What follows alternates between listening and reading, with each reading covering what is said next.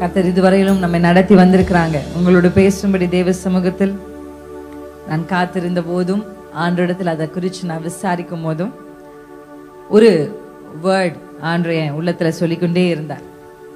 நானும் அந்த வேர்டை பைபாஸ் பண்ணி வேற ஏதாவது வேர்டை எக்ஸ்பெக்ட் பண்ணாலும் ஆண்டவர் இல்லை, இந்த வார்த்தையை மறுபடியும் மறுபடியும் மறுபடியும் ஒரு முறையும் ஆண்டவர்கிட்ட நான் விசாரிக்கும் போது கர்த்தர் இந்த வார்த்தை என்னிடத்துல சொல்லிக்கொண்டே இருந்தார். அந்த வார்த்தையை உங்களுக்கு முன்னாடி ப்ரெசென்ட் பண்ணி நம்ம வர்ஷிப், வேர்ட், ப்ரேயர் அப்படியே நம்ம மூணையும் சேர்ந்து அல்லேலூயா ஆமென். இங்கே எப்பவுமே ஒரு காங்கிரிகேஷன் இருக்காங்கன்னா அந்த காங்கிரிகேஷனில் 2 கூட்டம் இருப்பாங்க. ஒன்று வியூவர்ஸ், 2வது பார்ட்டிசிபென்ட்ஸ். ஒன்று பார்வையாளர்கள், 2வது பங்காளர்கள். ஆமென். அந்த எப்பவுமே எனி க்ரௌட் யூ டேக், எந்த க்ரௌடை நீங்கள் எடுத்தாலும் சும்மா பார்க்கறதற்கு ஒரு சில பேர் வருவாங்க, ஒரு சில பேர் அதோடு கூட இணைந்து ஆமென் ஆராதனையோடு இணைந்து பங்கேற்று பார்ட்டிசிபேட் பண்ணி அதை தன்னோடு கூட இணைத்து கொள்ள விரும்புகிறவர்கள் இருப்பாங்க. ஸோ இன்றைக்கு நான் இயேசு கிறிஸ்துவின் நாமத்தில் விசுவாசிக்கிறேன், இங்கே யாரும் பார்வையாளர்களாய் அல்ல, எல்லாரும் பங்காளர்களாய் தான் வந்திருக்கிறீங்க. அல்லேலூயா ஆமென். யாரும் வேடிக்கை பார்க்க நம்ம வரல, எல்லாரும் இணைந்து இங்கிருந்து சொல்லப்படுகிற வார்த்தைகளை நீங்கள் ஆம் ஆமேன் என்று சொல்லி நீங்கள் என்ன பண்ணுங்க, ரிசீவ் பண்ணுறது மாத்திரமல்ல, கைகளை தட்டுறதோ கைகளை உயர்த்ததோ, நீங்கள் எதை செய்தாலும் அதை எப்படி செய்யணும் அப்படின்னா உற்சாகமாய் செய்யணும். ஆமென். வேதத்தில் ஒரு பலி இருக்கு, அந்த பலிக்கு பேரே உற்சாக பலி. அல்லேலூயா. உற்சாகமாய் நாம் செய்யும் பொழுது வசனம் சொல்லுகிறது, உற்சாகமாய் கொடுக்கிறவனிடத்தில் தேவன் பிரியமாய் இருக்கிறார். அது பணத்தை மட்டும் சொல்லல, எல்லாவற்றையும். ஒரு வாயை திறந்து ஒரு பாட்டை பாடும்போது உற்சாகமாய் பாடுகிறவர்களிடத்துல கர்த்தர் பிரியமாய் இருக்கிறார். அல்லேலூயா. ஒரு வேதத்தை வாசிக்கும் பொழுது உற்சாகமாய் வாசிக்கிறவர்களுக்கு கர்த்தர் பிரியமாய் இருக்கிறார். நம்ம எதை ஆண்டவருக்கு கொடுத்தாலும் அதை உற்சாகத்தோடு கொடுத்தோம்னா கர்த்தருடைய பிரியம் நம்ம மேல் வர ஆரம்பிக்கும். ஆமென். அல்லேலூயா. எத்தனை பேர் ஆமென்னு சொல்றீங்க? இன்றைக்கு என்னுடைய வாழ்க்கையில தேவனுடைய நேசத்தை நாம் அனுபவிக்க போறோம், உற்சாகமா கொடுக்க போறேன். இன்னும் எஞ்சி இருக்கிற இந்த நேரங்கள் எல்லாம் நம்ம ஃபுல் ஹார்ட்டோட உற்சாகத்தோடு வார்த்தைகளை கேட்கிறதும் ஆராதிக்கிறதும் ஜெபிக்கிறதுமாய் அந்நிய பாஷை பேசி ஆண்டோடைய ரகசியங்களை பரலோகத்திலிருந்து இந்த நாளை பெற்றுக்கொள்ள போகிறோம். எத்தனை பேர் ஆமென்? அல்லேலூயா. நம்முடைய வாழ்க்கையையும் நம்முடைய குடும்பங்களையும் ஊழியங்களையும் கர்த்தர் ஆசீர்வதிக்க இந்த நாளில் சித்தமுள்ளவராக இருக்கிறார். அல்லேலூயா. இப்போ நான் சொல்ல போகிற இந்த வார்த்தையை நம்ம அம்மாவோடு கூட சேர்ந்து எல்லாருமே வாசிக்க போறோம். வாய் திறந்து வாசிக்க நான் உங்களை உற்சாகப்படுத்துகிறேன். அல்லேலூயா. எடுத்துக்கொள்ளுங்க 20வது சங்கீதம், 20வது சங்கீதம் 20th சாம்ஸ் எடுத்துக்கொள்ளலாம். எல்லாருமே சேர்ந்து சத்தத்தை உயர்த்தி வாசிக்கணும். யாருமே முன்னு வாசிக்க போறதில்ல, உங்க சத்தம் இங்கே கேட்கணும். ஆமென். வாசிக்கலாமா? 20ஆம் சங்கீதம் 8ஆம் வசனத்தை சத்தத்தை உயர்த்தி எல்லாரும் இணைந்து வாசிப்போம். அவர்கள் முறிந்து விழுந்தார்கள், நாங்களோ எழுந்து நிமிர்ந்து நிற்கிறோம். ஹல்லேலூயா. சிம்பிள் வேர்ட், படிச்ச உடனே உங்க மனசுக்கு பதிஞ்சிருச்சு. இப்ப கேட்டாலும் கண்ணை மூடி சொல்லுங்கன்னா சொல்லிடுவீங்க. என்னது? அவர்கள் முறிந்து விழுந்தார்கள், நாங்களோ எழுந்து நிமிர்ந்து நிற்கிறோம். இந்த வார்த்தை எழுந்து நிமிர்ந்து நிற்கிறோம், இதை தான் ஆண்டவர் எனக்கு சொல்லி கொண்டே இருந்தார். அது ஆண்டவர் எனக்கு நினைப்பூட்டி கொண்டே இருந்தார். அவர் என்னுடைய உள்ளத்திலிருந்து அந்த வார்த்தை அப்படியே ஒரு பபிள் மாதிரி எழும்பி எழும்பி எழும்பி எழும்பி வந்துட்டே இருந்து, நாங்களும் எழுந்து நிமிர்ந்து நிற்கிறோம். அல்லேலூயா. நாங்க வெறும் எழுந்து நிக்கல, நாங்க எழுந்து நிமிர்ந்து. இப்ப அப்படியே உட்காந்துருப்பீங்க, இப்படி உட்காந்துருக்கீங்கன்னா கொஞ்சம் அப்படியே உங்க ஷோல்டர்ஸ் எல்லாம் கொஞ்சம் தட்டுங்க. நாங்க சும்மா அப்படியே உட்காந்து போக வரல, நாங்க நிமிர்ந்து நிற்க. அல்லேலூயா. கர்த்தர் இந்த வருஷமும் இந்த மாதத்திலையும் உங்களுக்கு ஆண்டவர் ஒரு வார்த்தையை கொடுக்க விரும்புறார். நீங்க எழுந்து நிமிர்ந்து நிற்க கர்த்தர் உங்களை அழைக்கிறார். அல்லேலூயா. எப்படி? யார் விழுவாங்க? இங்க 2 கூட்டத்தார சொல்லுது. ஒண்ணு, அவர்கள் முறிந்து விழுந்தார்கள். ஒரு கூட்டம் முறிந்து விழுது, மறு கூட்டம் எழும்பி நிற்குது. அல்லேலூயா. யார் முறிந்து விழுவார், யார் எழும்பி நிற்பார்? இந்த கேள்வி அந்த வசனத்தை நோக்கி நாம் கேட்டோம்னா அதே அதிகாரத்தினுடைய முந்திய வசனம் அதற்கான பதிலை நமக்கு கற்றுக் கொடுக்கிறது. சிலர் ரதங்களை குறித்தும் சிலர் குதிரைகளை குறித்தும் மேன்மை பாராட்டுகிறார்கள், நாங்களோ எங்கள் தேவனாகிய கர்த்தருடைய நாமத்தை குறித்தே மேன்மை பாராட்டுவோம். ஹல்லேலூயா. இந்த தே ஏ அப்படியெல்லாம் வரும்போது அது வந்து எப்படின்னா, ஏ அவரையே, அவரை உறுதியாய் பற்றி கொள்கிற மனதை உடையவர்கள் அவரையே, அவரை இல்ல அவரையே அப்படின்னு அழுத்தம் கொடுக்கும் போது அது என்ன சொல்லுது, அந்த ஏ என்ன சொல்லுதுன்னா, எனக்கு வேற ஆப்ஷன் இல்லைன்னு சொல்லுது. ஹல்லேலூயா. அதாவது ஒரு குழிக்குள்ள ஒருத்தரை தள்ளி விட்டுட்டோம், ஒரு குழி அப்படின்னா அதுல ஒரு கயிறை மட்டும் பிடிச்சு தொங்கி இருக்கிறவங்களை பார்த்துருக்கீங்களா? அந்த ஒரு கயிறு மட்டும்தான். இப்ப அந்த கயிறை கொஞ்சம் அவங்க லூஸா விட்டுட்டாங்கன்னா அந்த குழிக்குள்ள அவங்க விழுந்துருவாங்க. ஆமென். அப்படிதான் இயேசுவை இன்றைக்கு நம்ம பிடிச்சிருக்கிறோம். இயேசுவை மட்டும் விட்டா அவரையே, நமக்கு வேறு பிடித்துக்கொள்ள வேறு கயிறுகள் அல்ல, வேறு ஆதாரங்கள் அல்ல, இயேசுவே. அதனாலதான் வசனம் சொல்லுது அவரையே நம்பி இருக்கிறபடியால். அப்படின்னு நம்ம எம்பசைஸ் பண்ணி அதை படிக்கும் போது நம்ம என்ன சொல்றோம் அப்படின்னா, ஆண்டவரே உம்மையே, உம்மையே. ரொம்ப அழகான ஒரு பாட்டு இருக்கு, ஜெனிப்பித்தவர் நீர்தானையா, கைவிடவில்லை ஐயா. வார்த்தை என்ன சொல்லுது, என்ன இந்த உலகத்துக்கு கொண்டு வந்து நான் பிறந்ததே உங்களால தான். நான் பிறந்தது முதல் இதுவரைக்கும் நீங்க என் கையை விடவே இல்லை. என் கூட சேர்ந்து இந்த வரிகளை பாடுவீங்களா? ஜெனிப்பித்தவர் நீர்தானையா, கைவிடவில்லை ஐயா, கைவிடவில்லை ஐயா, என்னை கைவிடவில்லை ஐயா. நான் நம்புவேன் நம்புவேன் உம்மை மட்டுமே, என் வாழ்வின் நம்பிக்கையே நீர்தானையா. நான் நம்புவேன் நம்புவேன் உம்மை மட்டுமே, வாழ்வின் நம்பிக்கையே நீர்தானையா. அந்த வார்த்தையை நம்ம உச்சரிக்கும் பொழுது என் நம்பிக்கை நீர் மட்டும்தான். அவரை ஏ அப்படின்னா அவர் மட்டும்தான் ஆண்டவரே, உம்மை மட்டுமே. அதே ஒரு எம்பசைஸோட இந்த வார்த்தை எப்படி வருதுன்னா, சிலர் ரதங்களை குறித்தும் சிலர் குதிரைகளை குறித்தும். அவங்களுக்கு ஆப்ஷன்ஸ் இருக்கு, அவங்களுக்கு ரதம் இருக்கு, அவங்களுக்கு குதிரை இருக்கு. ரதத்தை பிடித்துக் கொள்ளலாம், குதிரையை பிடித்துக் கொள்கிற குதிரையை பிடித்துக் கொள்ளலாம். அப்படிதானே இருக்க வசனம். சிலர் ரதங்களை குறித்தும் சிலர் குதிரைகளை. நான் ஃபர்ஸ்ட் சொன்னேன், ஒரு குரூப் ரெண்டா பிரிக்கிறோம். ஒன்னு முறிந்து விழுகிறவர்கள், இன்னொன்று எழுந்து நிற்கிறவர்கள். இந்த முறிந்து விழுகிறவர்களே இன்னும் பார்ட்டி செஞ்சிருக்காங்க, இன்னும் ரெண்டு பேரா பிரிஞ்சிருக்காங்க. எப்படி? அதுல ஒரு சிலர் ரதங்களை நம்புறாங்க, அதுல ஒரு சிலர் குதிரையை நம்புறாங்க. ஆனா இந்த பக்கம் ஒரு கூட்டம் இருக்கு பாருங்க. இந்த கூட்டத்தை குறித்து வேதம் சொல்லு, நாங்களோ. எல்லாரும் சொல்லுங்களேன், நாங்களோ. நீங்க பார்ட்டிசிபென்ட் தானே, அதனால என் கூட பேசிக்கிட்டே இருங்க. நான் மட்டும் பேச போறதில்ல, நீங்களும் பேச போறீங்க. ஆமென். சொல்லுங்களேன், வாய் திறந்து நாங்களோ, நாங்களோ. நாங்க என்ன அந்த வார்த்தை எப்படி சொல்லுதுன்னா, எங்கள் தேவனாகிய கர்த்தருடைய நாமத்தை குறித்தே எங்களுக்கு ஒரு மேன்மையும் இல்லை இந்த உலகத்துல. எத்தனை பேர் ஆமென் என்று என்னை ஆமோதிக்கிறீங்க? என் வாழ்க்கையில் எனக்கு எந்த மேன்மையும் இல்லை. உலகம், ஓ உன்கிட்ட பணம் இருக்கு, ஓ நீ நல்லா படிக்கிறவ, நீ நல்லா படிச்சவ, உலகம் என்னை பார்த்து என்னை எந்த விதத்தில் மேன்மை உள்ளவரா கருதுவோம் எனக்கு தெரியல. ஆனா என்னை பார்க்கும்போது எனக்கு இருக்கிற ஒரே மேன்மை என்னன்னா, இயேசுவின் நாமம். அல்லேலூயா. அவர் என் மேல் போட்டு இருக்கிற இந்த முத்திரை, இந்த சீல் இல்லைன்னா நான் ஒரு வெத்து பேப்பர், நான் அனாயிண்டிங் இல்லைன்னா நான் ஒரு வேஸ்ட். ஆனா இயேசு என்னோடு இருக்கிறதா எத்தனை பேர் அதை உணர்கிறீங்க? இந்த வார்த்தையை நான் சொல்லும் போதே உங்களுக்குள்ள உங்க மேன்மை இயேசு மட்டும்தான்.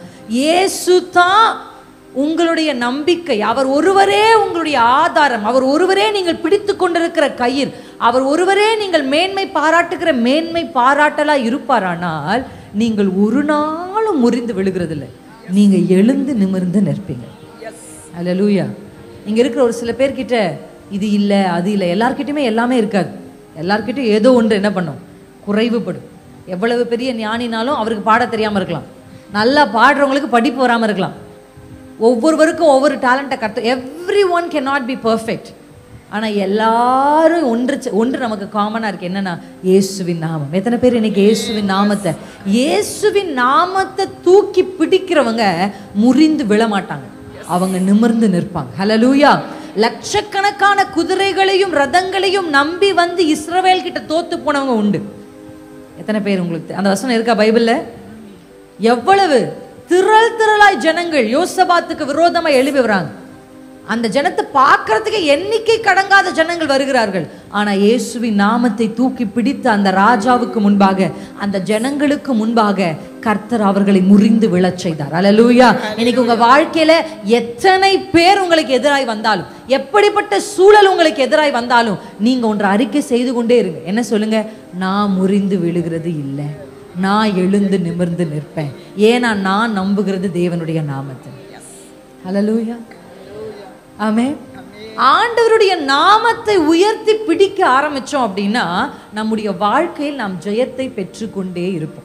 நம்ம நிமிர்ந்து நிற்க கூடாதபடி நம்முடைய வாழ்க்கையில சில காரியங்கள் இருக்கு. இன்னைக்கு ஒரு விஷயத்தை நம்ம அட்ரஸ் பண்ண போறோம். கர்த்தருக்கு சுத்தமான நேரம் சம்மதித்தா, தேவாவியான நடத்தினார்னா நம்ம அடுத்தடுத்த காரியங்களை பார்க்க போறோம். என் கூட சேர்ந்து ஏசாயாவின் தீர்க்கதரிசன புத்தகம் 61ஆம் அதிகாரத்தினுடைய 3ஆம் வசனத்தின் கடைசி பகுதியை மாத்திரம் வாசிக்க நான் உங்களிடத்துல கேட்கிறேன். ஐசாயா சாப்டர் 61, ஏசாயா 61 3ஆம் வசனத்தினுடைய, அவர்கள் கர்த்தர் தம்முடைய மகிமைக்கென்று நாட்டின. அதுக்கு முந்திய வசனம், முந்திய வார்த்தை நான் வாசிக்கிறேன் உங்களுக்காக.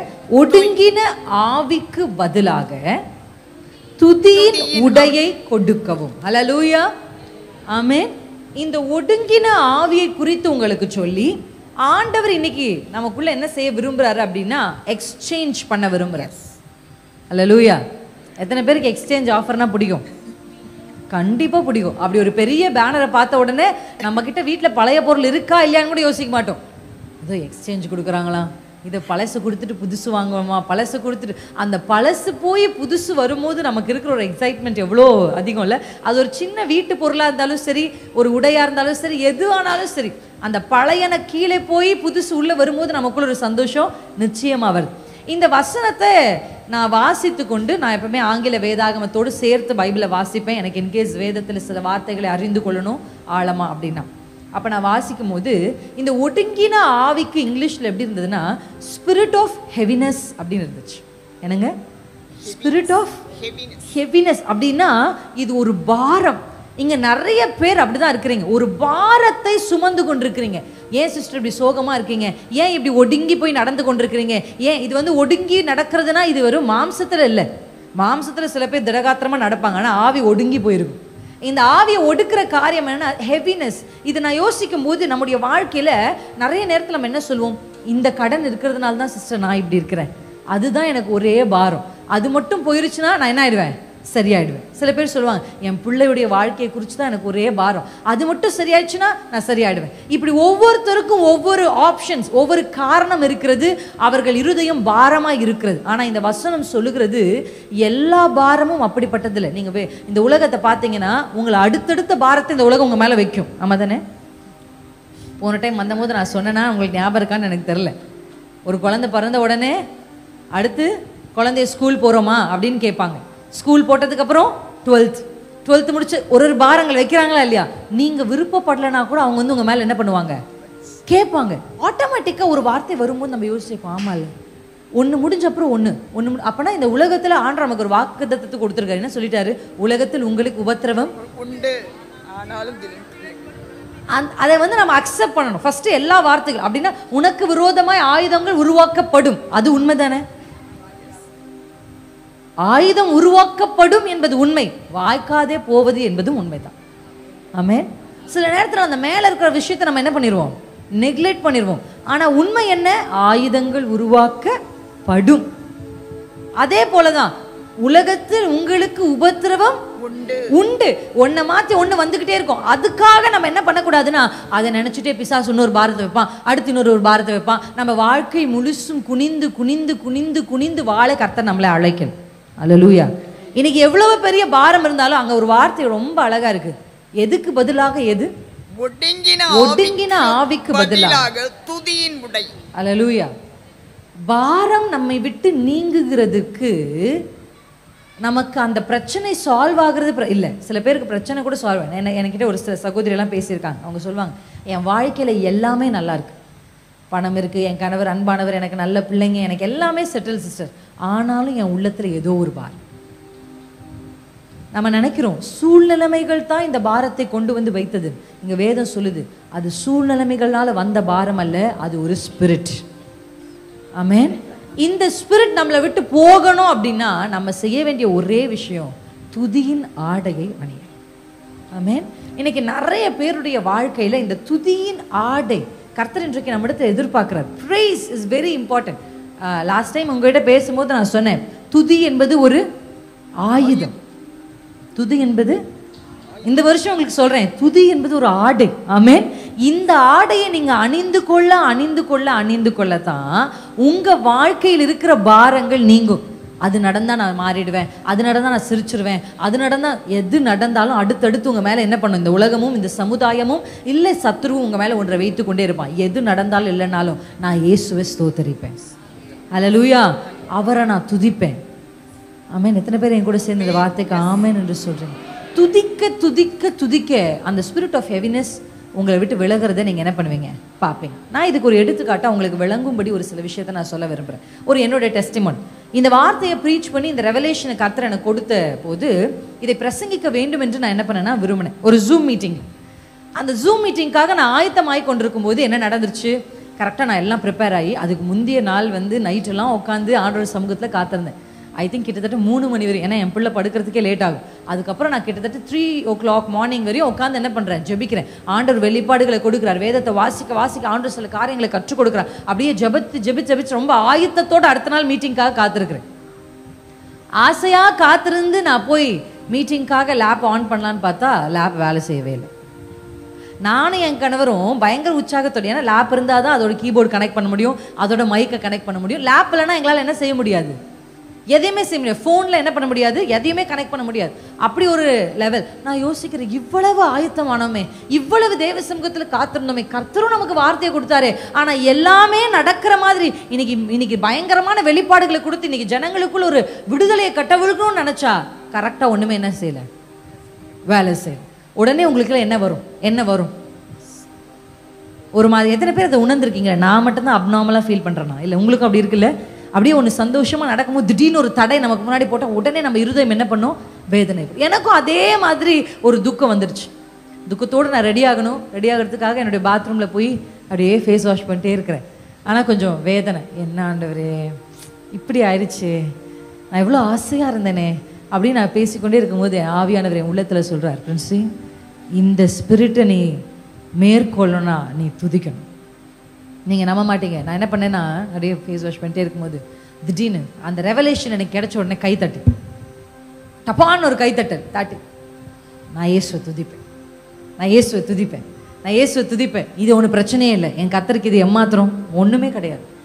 என் தேவனால கீபோர்டு இருந்தால் தான், மைக் இருந்தால் தான், லேப்டாப் இருந்தால் தான் கர்த்தர் கிரியை செய்வார். இன்னைக்கு ஃபோனோடய நம்ம போகிறோம், கர்த்தர் கிரியை செய்வார், கர்த்தர் செய்வார் அப்படின்னு நான் என்ன பண்ண ஆரம்பிச்சேன்னா, ஏன் கேட்டுட்டு இருந்தேன் நான், கர்த்தர் கிரியை செய்வார், கர்த்தர் நல்ல டங்ஸில் பேச ஆரம்பிச்சேன், அந்நிய பாஷையில் பேச ஆரம்பித்தேன். அல்லேலூயா. அப்படியே ஃபோன் அப்பா திடீர்னு லேப்டாப் ரிப்பேர் ஆயிடுச்சா சிஸ்டர்னு கேட்டிங்கன்னா இல்லை, சரியாகலை, அப்படியே தான் இருந்துச்சு. ஃபோனில் தான் மீட்டிங் நடத்தணும். ஆனால் கர்த்தர் அந்த நாளில் பெரிய மகிமையை கூட்டத்தில் கட்டளையிட்டார். அல்லேலூயா. ஆமென். அல்லேலூயா. இன்றைக்கு நான் உங்களுக்கு சொல்ல விரும்புகிற ஒரு வார்த்தை என்ன அப்படின்னு சொன்னால், ஏதோ ஒன்று எத்தனை பேர் ஃபீல் பண்ணிக்க டக்குன்னு உங்கள் இருதயத்தை வந்து அழுத்தும், அப்படியே உங்க உள்ளத்தை அப்படியே கொண்டு வரும். நல்லா இருக்கிற மாதிரி தெரியும், திடீர்னு ஒரு காரியம் உங்களை மூடுற மாதிரி தெரியும். அது மூடின உடனே நீங்க என்ன பண்ணிடக்கூடாது, அதை அழுத்தின உடனே ஓகே ஓகே ஓகே அப்படின்னு குனிஞ்சிடக்கூடாது. அதை அழுத்தும் போது நீங்க என்ன பண்ணும், எழும்பணும். என வேதம் சொல்லுகிறது, கர்த்தருடைய நாமத்தை உயர்த்தி பிடிக்கிறவர்கள் அவர்கள் முறிந்து விழுகிறதில்லை, அவர்கள் எழுந்து நிமிர்ந்து நிற்பார்கள். ஹல்லேலூயா. இன்னைக்கு ஆண்டவர் ஒடுங்கி இருக்கிற சில ஆவிகள், ஏன் தெரியுமா, பவுல் ரொம்ப அழகா சொல்றார், எப்பக்கத்திலும் நாங்கள் நெருக்கப்பட்டோம், நாங்க ஒடுங்கி போறதில்ல. பவுல் ஒரு பெஸ்ட் எக்ஸாம்பிள்.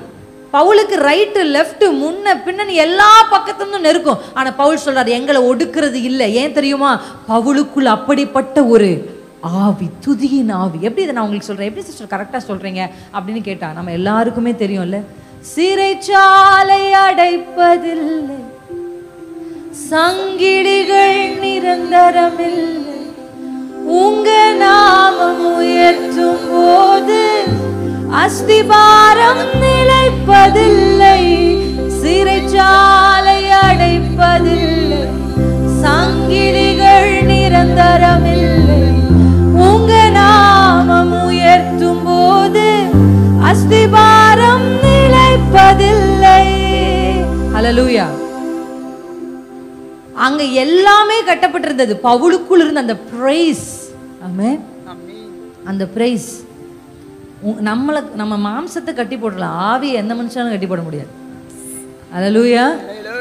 ஏன்னா இந்த ஆவியை கொடுத்த ஆண்டவர் மட்டும்தான் அதற்கு அதிகாரம் இருக்கே தவிர எந்த மனுஷனாலும் உங்க ஸ்பிரிட் என்ன பண்ணவே முடியாது. உங்க சரீரத்துல வியாதி இருக்கட்டும், அது ஒரு பக்கம் இருக்கட்டும். வீட்டுல கடன் பிரச்சனை இருக்கட்டும், அது ஒரு பக்கம் இருக்கட்டும். ஆமென். குடும்பத்துல சமாதான குறைவுகள் இருக்கட்டும், அது ஒரு பக்கம் இருக்கட்டும். அதன் நடுவிலும் கர்த்தரை துதிக்கிறவர்களுக்காக தான். ஹல்லேலூயா. எனக்கு ரொம்ப பிடிச்ச ஒரு விஷயம், அதுல என்ன எனக்கு ரொம்ப பிடிச்ச ஒரு விஷயம்னா உங்களுக்கு நான் சொல்றேன் பாருங்க. சிறைச்சாலை கதவுகள் கூட மனுஷர்களால திறக்க முடியும். சங்கிலிகளை கூட என்ன பண்ண முடியும், மனுஷர்களால திறக்க முடியும். ஆனா அஸ்திபாரத்தை ஒரு மனுஷனாலும் அசைக்க முடியும். நல்லா கை தட்டி, நல்லா கை தட்டுங்க, கைகளை நல்லா தட்டுங்க. மனுஷனால் செய்ய முடியாதவைகளை கர்த்தர் செய்து முடிப்பார். அவருடைய நாமத்தை உயர்த்தி பிடிக்கும் போது. அல்லேலூயா. எப்போ கம்ஃபர்டபுளா இருக்கும் போது கர்த்தருடைய நாமத்தை உயர்த்துறது ஒரு பெரிய விஷயம் இல்லை. இந்த ஸ்பிரிட் உங்களை அட்டாக் பண்ண முயற்சி செய்யும் போதே உடனே நீங்க என்ன பண்ணணும். நான் அப்படிதான் எப்பவுமே என்னுடைய அனுபவம் எப்படின்னா, என்னை உட்காரு படுத்துரு முடியாதுன்னு எப்ப பிசாசு சொல்றானோ அப்பெல்லாம் நான் எழுந்து நின்றுருவேன். என் பெட் மேலே இருக்க மாட்டேன், டக்குன்னு எழுந்து நிற்க ஆரம்பிச்சிருவேன். நின்று நல்லா அப்படியே நடந்து நடந்து நடந்து அந்நிய பாஷைகளில் பேச ஆரம்பிப்பேன். அல்லேலூயா.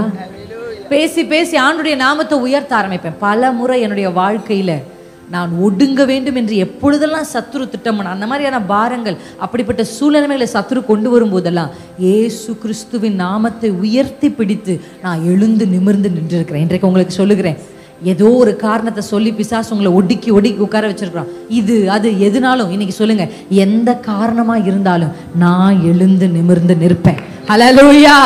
நான் எழுந்து நிமிர்ந்து நிற்பேன். இயேசுவின் நாமத்தை உயர்த்தி பிடிக்கிறவர்கள் நிச்சயமாய் நிற்பார்கள். அல்லேலூயா. என் கூட சேர்ந்து சொல்லுங்க, இயேசு நாமம், இயேசு நாமம், இயேசு நாமம், இயேசு நாமம், இயேசு நாமம், இயேசு நாமம் வாழ்கவே. நீங்க உயர்த்த உயர்த்த உயர்த்த உயர்த்தலாமா? இயேசு நாமம், இயேசு நாமம் சொல்லலாமா? ஹெல்ப் பண்ணுங்க. இயேசு நாமம் வாழ்கவே. இப்ப நீங்க பாட பாட உங்களுக்குள்ள என்ன நடக்கும்னு நான் சொல்றேன். ஆமென். நீங்க பாடும்போது உள்ளத்துல எதை வைத்து பாடணும். நீங்க பாட பாட யாரெல்லாம் இந்த ஸ்பிரிட் ஆஃப் ஹெவினஸ்னால அட்டாக் பண்ணப்பட்டிருக்கிறாங்களோ அவங்களுக்குள்ள ஒரு டெலிவரன்ஸ் நடக்கும். ஆமென். நான் உங்களை எப்படி உற்சாகப்படுத்துகிறேன், ஒரு சகோதரியா உங்களை தாழ்மையோடு நான் கேட்கிறேன், நல்ல சத்தத்தை உயர்த்தி பாடுங்க. பிரைஸ் எப்படி இருக்கணும்னா, பிரைஸ் வர்ஷிப் வந்து எப்படி சைலன்ஸ்ல இருக்கலாம், ஆனா praise has to be declaration. Hallelujah. துதி என்பது அறிக்கை, அதை ஜெயத்தோடு செய்யணும். சுத்தி சுத்தி என்ன பண்ணணும், அறிக்கணும். வர்ஷிப் அப்படியே ரெவரன்ஸ்ல நம்ம பண்ணலாம், அதையும் நம்ம பண்ணுவோம் கடைசியில. ஆனா இப்போ நம்ம பண்ண போறது பிரைஸ். இயேசுவின் நாமத்தை நீங்க உயர்த்தி பிடிங்க. இந்த வருஷத்துல நீங்க முறிந்து விழுவதில்லை. ஒருவேளை இங்க விழுந்து யாராவது வந்திருக்கீங்க, நான் விழுந்த நிலைமையில இருக்கிற சிஸ்டர் நீங்க சொன்னா கூட கர்த்தர் உங்களை எழுந்து நிமிர்ந்து நிற்க பண்ண போறார். அப்படியே கைகளை தட்டி ராகா தரபலா ஷிதரோ நிபதா கஷிகதா ரபலா துரேலா நிபதா ஷிரகதரபோ. இயேசு நாமம், இயேசு நாமம், இயேசு நாமம், இயேசு நாமம், இயேசு நாமம் வாழ்கவே வாழ்கவே. இயேசு நாமம் பாட பாட வாய் திறந்து பாடுங்க, வாய் திறந்து பாடுங்க. பாட பாட ஒரு விடுதலை கர்த்தர் உங்களுடைய சரீரத்துல கட்டவிழ்கிறார். உங்க ஆத்துமாவில உங்க ஆவியில ஒரு டெலிவரன்ஸ். இயேசு நாமம், இயேசு நாமம்,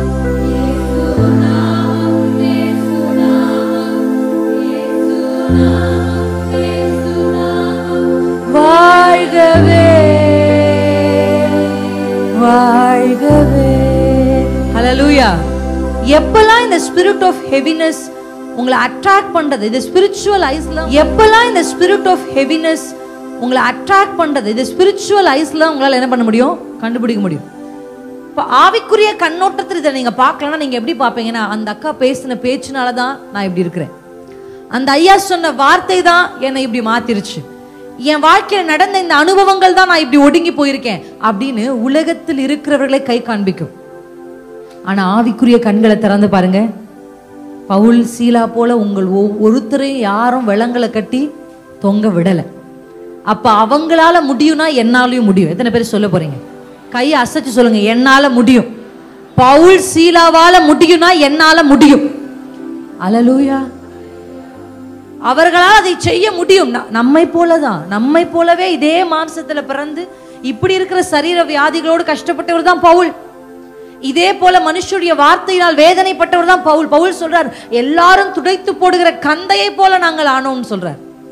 எங்களை எல்லாரும் யூஸ் பண்ணி தூக்கி போடுறாங்கப்பா, தேவன்ற போது எங்க கிட்ட வந்து தொடச்சுக்கிறாங்க, அப்புறம் எங்களை தூக்கி போடுறாங்க. இங்க எத்தனை பேர் அப்படி இருக்கிறீங்க? ஒருவேளை நீங்க அப்படி இருந்தா, பவுலும் அப்படித்தான் இருந்தார். ஒருவேளை வியாதியோடு முள், சரீரத்தில் அவருக்கு ஒரு முள் இருந்தது, அவரும் அப்படித்தான் இருந்தார். ஆனால் அவர் சொல்லுகிற வார்த்தை, எப்பக்கத்திலும் நெருக்கப்பட்டோம் நாங்க ஒடுங்கி போறதில்லை. என் கூட சேர்ந்து இந்த வார்த்தையை சொல்லுங்க, எப்பக்கத்திலும் நாங்கள் நெருக்கப்பட்டோம் நாங்கள் ஒடுங்கி போகிறது. ஏன் தெரியுமா? கர்த்தர் நமக்கு துதியின் ஆடையை கொடுத்திருக்கிறார். துதியின் ஆடையை போட்டு இருக்கிறவங்க ஒடுங்கவே முடியாது. அது எவ்வளவு சத்துரு எந்த பக்கத்துல ஒடுக்கினாலும் ஒடுங்க முடியாது. அப்ப நம்ம இன்னைக்கு எப்படின்னா, அது ஒரு ஷீல்டு மாதிரி. துதியின் ஆடை என்பது ஒரு ஷீல்டு மாதிரி. நீங்க அதை அணிந்து கொள்ளும் பொழுது எந்த பக்கத்திலிருந்து உங்களை நெருக்கினாலும் நீங்க என்ன பண்றதே இல்லை, நொறுங்கி போறதே இல்லை. காரெல்லாம் டெஸ்ட் பண்ணி, மார்க்கெட்டுக்கு கார் வர்றதுக்கு முன்னாடி கார் கிராஷ் பண்ணி டெஸ்ட் பண்ணுவாங்க. கிராஷ் பண்ணி இது இடிச்சா எந்த அளவுக்கு நொறுங்குது, எந்த அளவுக்கு இது அந்த அந்த தாக்கத்துக்கு எந்த அளவுக்கு தாங்குது அப்படின்னு அதை டெஸ்ட் பண்ணுவாங்க.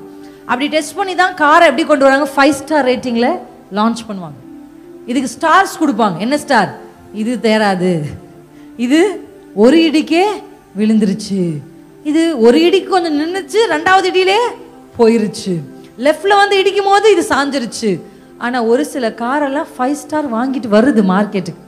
ஜனங்கள் they seek for a car or a product. எத்தனை இடிச்சாலும் தாங்குற ஒரு கார் என்ன பண்றாங்க, தேடுறாங்க. இன்னைக்கு உங்களுக்கு எத்தனை ஸ்டார் பரலோகம் கொடுக்கும் யோசிச்சு பாருங்க. நமக்கு எத்தனை ஸ்டார் கிடைக்கும்? சின்ன பிள்ளைங்களுக்கெல்லாம் டீச்சர்ஸ் வந்து ஸ்டார் போட்டு அனுப்புவாங்க, அப்படிதானே? ஹோம்ஒர்க் எல்லாம் செஞ்சா பிள்ளைங்க ஆசையா கொண்டு வந்து காமிக்கும். என்ன காமிக்கும்? என் டீச்சர் எனக்கு ஸ்டார் போட்டாங்க. இன்னைக்கு பரலோகம் உங்களுக்கு ஸ்டார் போடணும்னா எத்தனை இடி தாங்கும்? எனக்கு தெரியும், பாலுக்கு கண்டிப்பா 5 ஸ்டார் தான். ஏன்னா பாலுக்கு எப்பக்கத்திலும் நெருக்கும். எப்பக்கத்துல இருந்து பாலை நெருக்கினாலும் பால் என்ன பண்ணல, நொறுங்கல. அப்பனா பால் வந்து 4 ஸ்டார் ரேட்டிங். இப்ப நம்ம யோசிச்சு பார்ப்போம், நம்மள ஒரு சில பேரெல்லாம் வியாதிகள் வந்தா கூட சமாளிச்சிருவாங்க, வார்த்தையை சமாளிக்க மாட்டாங்க.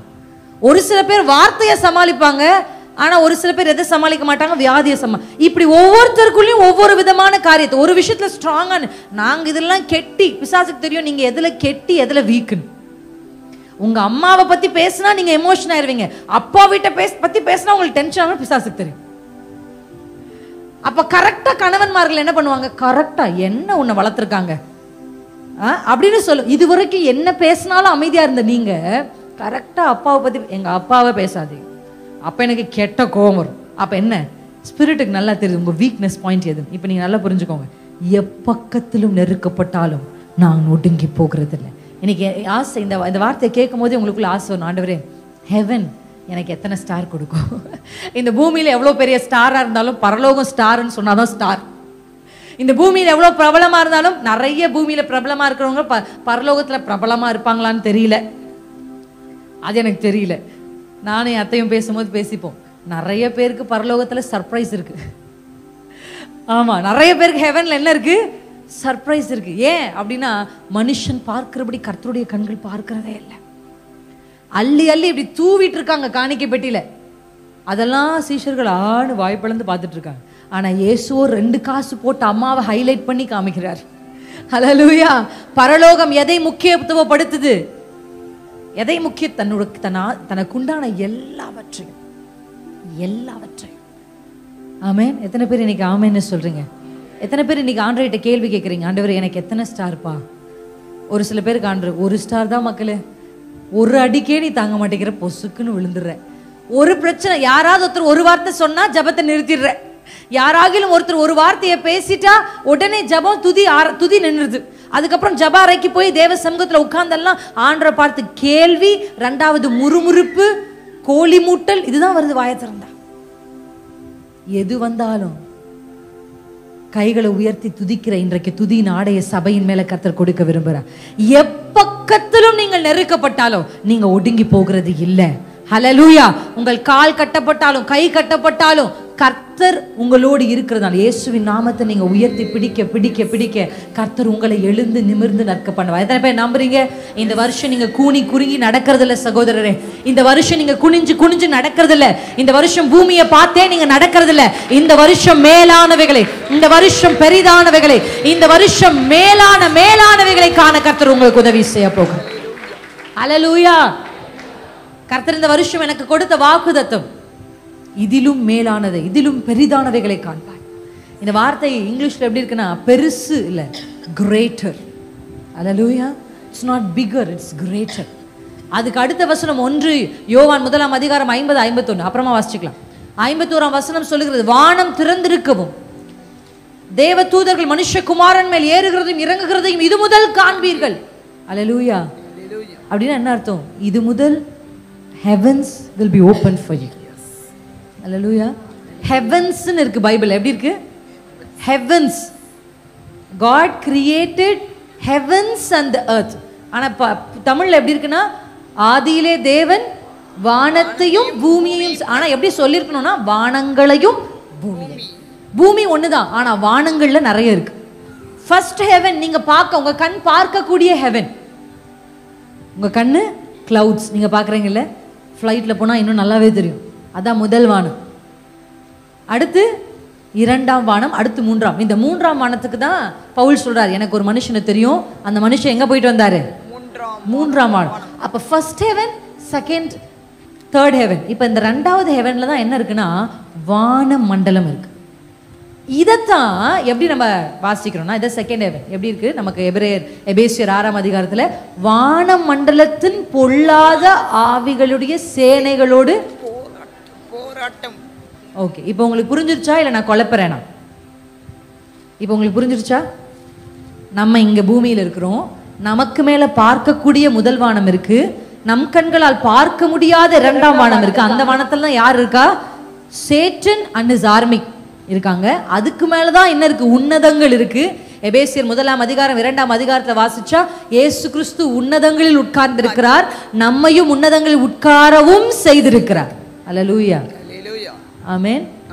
இப்ப நான் எங்க போனாலும் இந்த வார்த்தை எம்பசைஸ் பண்ணிட்டே இருக்கிறேன். ஒவ்வொரு ஆவிக்குரிய திருச்சபையும் அறிந்து கொள்ள வேண்டியது என்ன தெரியுமா? கர்த்தர் உங்களை உட்கார வைத்திருக்கிற இடம். ஹல்லேலூயா. அதனால ஜீசஸ் சொல்றார், சர்ப்பங்களையும் தேள்களையும் மிதிக்க உங்களுக்கு அதிகாரம். மிதிக்கனா நம்ம காலு கீழே தானே அது இருக்கு. அப்ப நீங்க எங்க இருக்கீங்கன்னா உன்னதத்துல இருக்கிறீங்க, தேர்ட் ஹெவன்ல. இப்ப தேர்ட் ஹெவனுக்கு கீழே தானே செகண்ட் ஹெவன் இருக்கு, 2ஆம் வானம் இருக்கு. அப்ப 2ஆம் வானத்துல எல்லாவற்றையும் மேற்கொள்ற அத்தாரிட்டியை கர்த்தர் உங்களுக்கு கொடுத்திருக்கிறார். ஹல்லேலூயா. துதிக்கிறவங்க சுலபமா மேற்கொள்ளுவாங்க. ஆமென். துதி என்பது ஒரு பயங்கரமான ஒரு வெப்பன். இதை வச்சு நீங்க சுலபமா ஜெயிக்கலாம். இந்த வசனம் நமக்கு சொல்லுகிறபடி ஒடுங்கின ஆவிக்கு பதிலாக கர்த்தர் உங்களுக்கு துதியின் ஆடையை கொடுக்கிறார். இதுக்கப்புறம் உங்களை ஒடுக்கிற மாதிரி, ஏதோ ஒரு ஹெவினஸ் உங்க மேல வைக்கிற மாதிரி, ஏதோ ஒரு பாரம் உங்க இருதயத்துக்கு, இங்க இருக்கிற ஒரு சில பேர் அதை உணர்ந்திருப்பீங்க, காரணம் இல்லாம ஒரு பேர்டன் உங்க ஹார்ட்ல வரும். அது என்ன காரணம்னு கேட்டா அதுக்கு சொல்ல தெரியாது. ஏன் இப்படி இருக்கு தெரியல, ஒரு மாதிரி ஒரு பேர்டனா இருக்கு. எத்தனை பேர் அப்படி ஃபீல் பண்ணிருக்கீங்க? என்ன போல ஏதோ நடக்க போற மாதிரி இருக்கு, ஏதோ சம்பவிக்கிற மாதிரி இருக்கு. அப்படி ஏதாவது ஒரு ஃபீலிங் உங்களுக்குள்ள வந்ததுன்னா நீங்க உடனே என்ன செய்யணும் தெரியுமா? எழுந்து ஆண்டவரை துதிக்க ஆரம்பிக்கணும். ஆமென். அவருடைய நாமத்தை உயர்த்த ஆரம்பிக்கணும், அவருடைய செய்கைகளை அறிவிக்க ஆரம்பிக்கணும். அவருடைய நாமத்தை நீங்க உயர்த்தி பிடிக்க பிடிக்க பிடிக்க தேவனுடைய நாமத்தினாலே உங்களுக்கு விடுதலை வரும். அவருடைய நாமத்தை நீங்க உயர்த்தி பிடிச்சீங்கன்னா நீங்க எழுந்து நிமிர்ந்து நிற்பீங்க. ஹல்லேலூயா. ஆமென்.